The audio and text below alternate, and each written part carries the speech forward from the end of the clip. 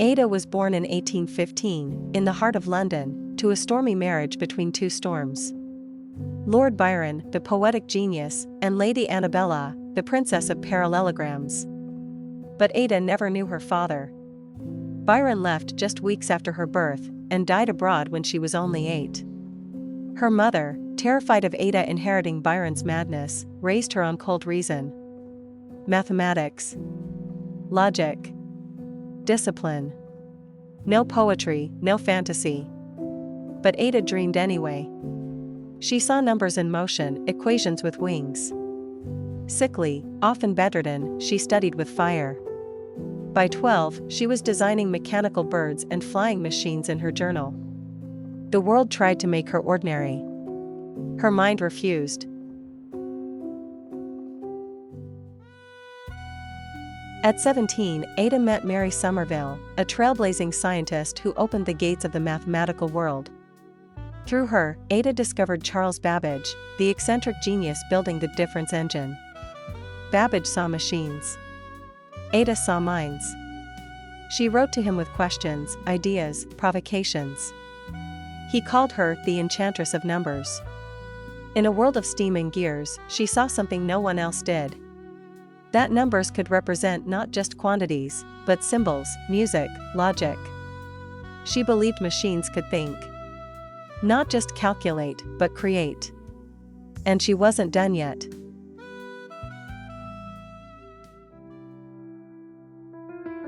When Babbage designed the analytical engine, a dream machine never built, Ada offered more than admiration. She translated an Italian paper about it, and added her own notes. Those notes were 3 times longer than the original text. Inside them, she wrote the first algorithm ever.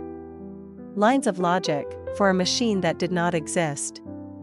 She imagined a future where machines could compose music, draw pictures, process ideas. The world called it fantasy. But Ada knew. She saw a century ahead. And then, the dream began to crack.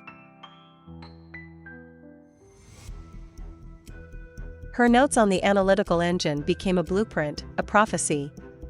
They were lost for nearly a century, until rediscovered by early computer pioneers. Alan Turing read them. So did the first NASA engineers. She had done something no one else dared, she'd given a soul to metal. A bridge between poetry and logic. Between mind and machine. Ada Lovelace had written the first program, before a single computer ever blinked.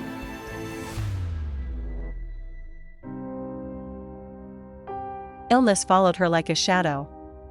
She suffered from uterine cancer, treated with dangerous methods. She grew isolated, fragile, and deeply introspective. At just 36, she died, the same age as her father, Lord Byron. At her request, she was buried beside him. The poet of chaos. The daughter of precision. The world did not yet understand who she was. But time would remember.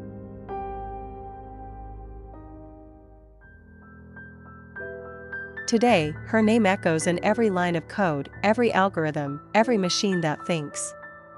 The U.S. Department of Defense named a programming language after her, ADA. Tech pioneers called her the first visionary of AI. She became a symbol, not just of genius, but of imagination in exile. A future seen too early. Ada Lovelace never touched a computer. But she lit the fuse, and the world is still catching fire.